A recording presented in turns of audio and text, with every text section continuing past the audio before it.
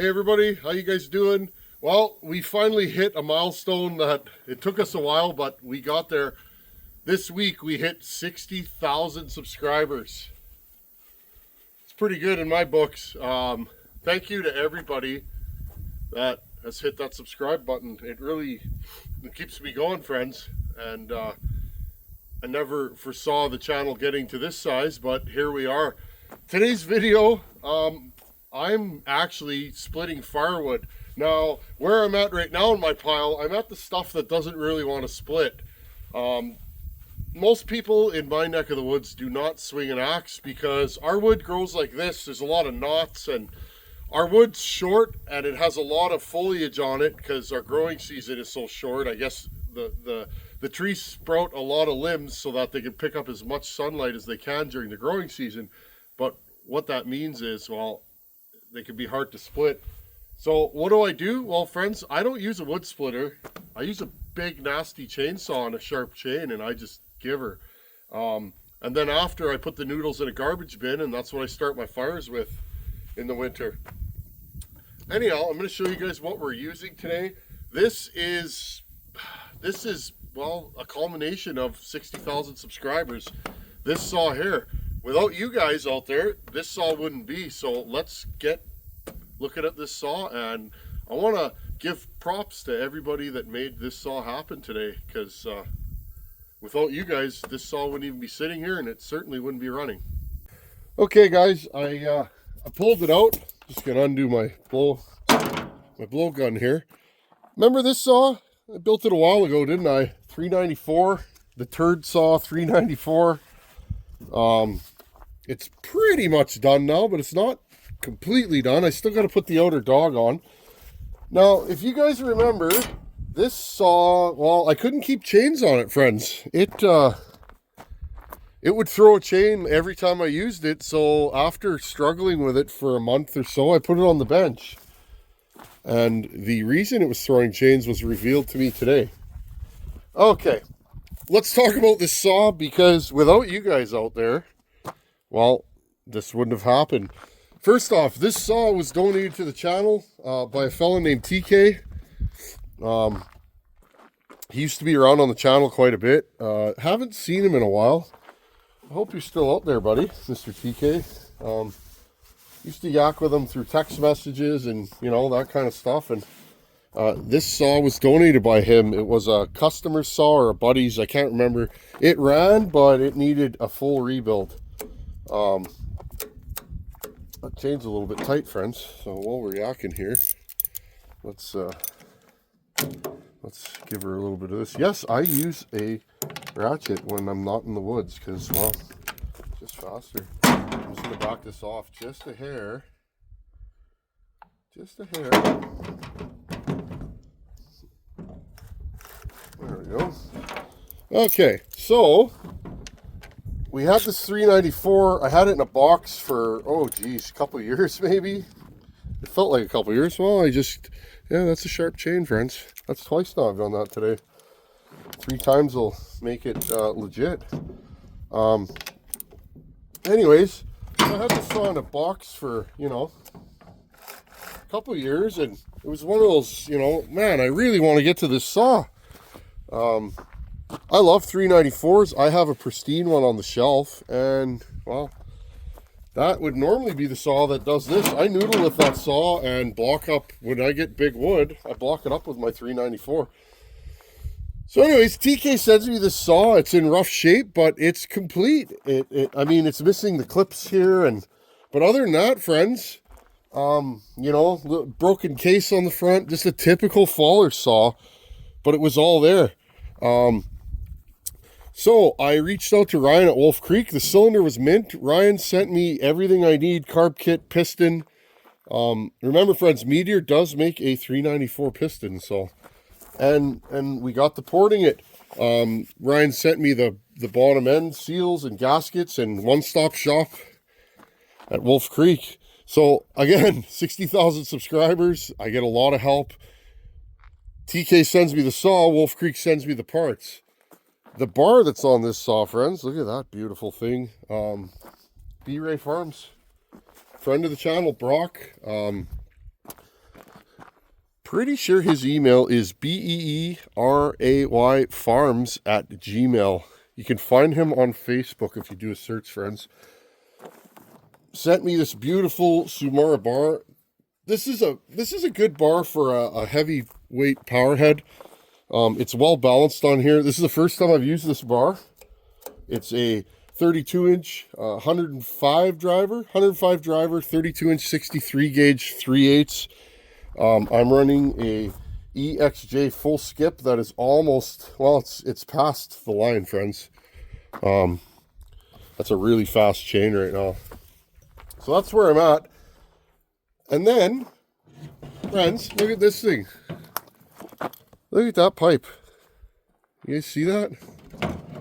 Now I've put this thing in the wood because I wanted to make sure it doesn't throw chains. And it did throw chains this morning, I'm not going to lie. You guys see this? That is a Dan from Missouri pipe. How you doing, Danny?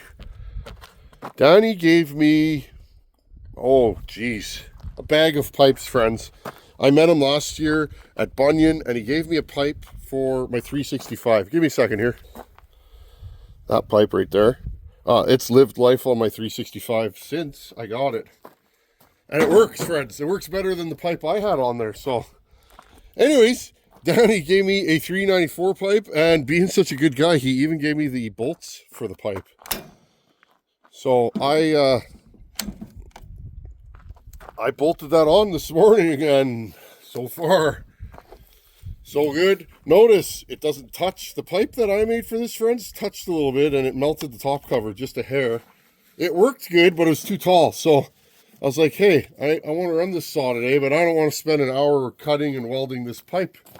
And then I remembered Danny gave me this pipe. So again, 60,000 subscribers, 60,000 ways to help, and you guys are always helping me. So Danny, thank you. You'll get to see your pipe run today. The oil. Put some DGP in this thing today because you guys know this is the only oil for me. They handed out just a ton of oil at Bunyan. Hopefully you guys out there that got a sample of oil feel the same way, because anybody that I've sent towards the DGP oil, I usually get a message back saying, you know, wow, that stuff's good. And it is, friends. I'm noticing, I'm noticing no bar wear, stuff like that. So, anyhow, friends, ported 394, no machine work, stock cylinder. I ground the timing numbers into the top of the cylinder. I do that often on my own saws because, well, that way I can remember what I did quickly. Anytime I run that saw, I can remember what the numbers are without looking at my book. This saw is 98 123, so 98 exhaust roof. I ground it pretty high on this one. I don't have a lot of giant wood here, friends, so I wanted something that was pretty fast. If it's a big saw and it's slow and it's not in the biggest wood, there's really no advantage to me other than you can lean on it, but tractoring through wood isn't always faster in my opinion. So 98 123, that's 25 degrees of blowdown, so fairly long blowdown on this, and total intake timing is 158. This thing's really snappy. It's a good starter. It idles, it runs, it tunes. I'm really happy with this saw. This is an aftermarket chain brake. I'm not super into it because of this. Look, friends, that scares me a little bit. I have an OEM chain brake handle. The chain brake that was on this saw was completely destroyed. So, okay, I'm going to stop flopping. Thank you to everybody that hangs out here. I want to talk about why this thing was throwing chains, because, well, I've never experienced one this bad. It would throw sparks. If you go back in my build series, and I will put this video in the 394 playlist, go to the last video where I was running this saw and it's throwing sparks, and I mentioned it. It was throwing chains at the top, and then it was throwing chains at the bottom, but mostly at the top, friends, and I couldn't figure it out. And then today, I thought I had it fixed. There's a groove worn on the top of the case from the chain rubbing. So I filed that groove down. I put a new bar plate off a 288 because that's all I had. Put it together and it ran good. And then it started throwing chains on the bottom, friends. And I was like, well, this is kind of silly. So what did I do? I was looking at it and it had a groove worn in the bottom, okay? In here, friends, at the bottom of where the chain goes. So what did I do? Well, I put a, and friends, don't laugh, but I put a 576 XPG bar plate on here. The metal bar plate, it dropped right on. All the holes line up. Everything lines up, and well, I seem to not have any issues now. I'm looking at it, and there's no groove worn in there, and the chain can't get caught up. So hopefully that fixes the problem, because, well, I was having a hard time. This is a 288, and I tried this one, but the problem is it wasn't catching here now, it was catching here. So just a little frustrating thing that this saw's been doing. Okay, I'm going to fire this thing up and do some noodling. Enjoy. Thank you to everybody that hangs out here, and let's get this pile taken care of. This pile, friends, this is right in front of the wood shop or workshop. It's been sitting here for, well, friends, a couple years. I'm not gonna lie, it's a mess. And having a kid, just, you know, love it. But my brain is like, let's hang out with baby Charlie, who's now toddler Charlie. Just doing things with her, and I'm not puttering like I used to on a Sunday and on Saturday. So this has sat here for way too long. Anyhow, friends, let's get this saw running and let's noodle. A lot of this stuff here, friends, it won't split. So I'm just going to run through it as quickly as I can. It starts so nice. It's cold now. I might need to give it a little choke.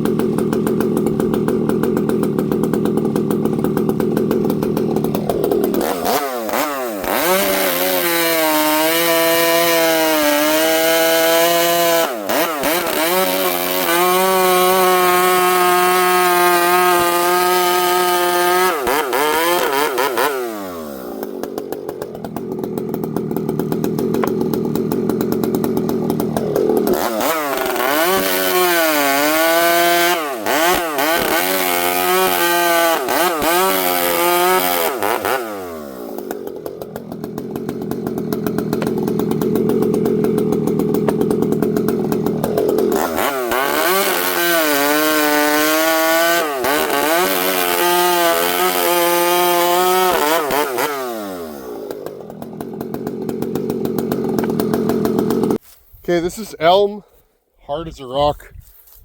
I just want to see, now that this thing's not throwing chains, how is it? I think my low jet's getting a little fat. This thing's starting to break in.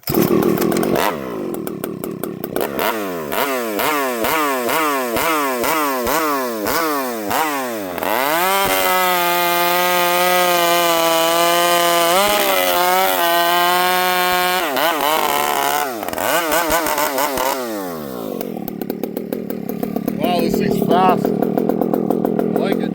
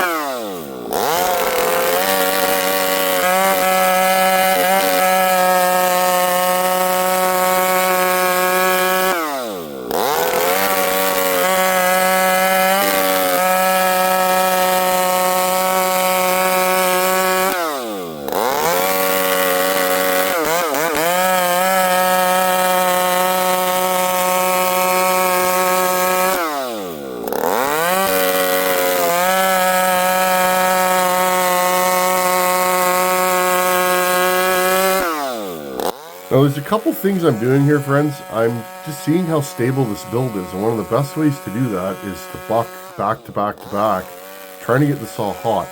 The pipe, the compression, the timing, all the things that I do, friends, are to keep the saw cool in the cut. This saw is as stable as it gets. This is a proper work saw build to me. It's absolutely consistent.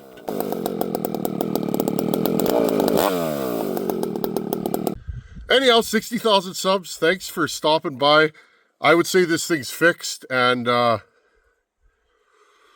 she's a good saw. Thank you to everybody that made this project happen. That's the angriest saw I own, for sure. It almost shifts gears in the hardwood. It's stronger. And here's the thing, friends. That thing's not turned up. There's probably another 1/8 of a turn in on the high jet. And I only have like a tank through that thing, so that's a good build. Again, if you have a 394, 395, you can go into my build playlist on that saw. It's 394, it's titled. Go into my channel and look at my playlist, and you can copy that build. No machine work, lots of piston work, and pretty aggressive timing numbers. And, well, there it is. Starts, idles, tunes easily, and it's a great saw. Anyhow, thank you to everybody that hangs out here. Thanks for watching. Take her easy. Later.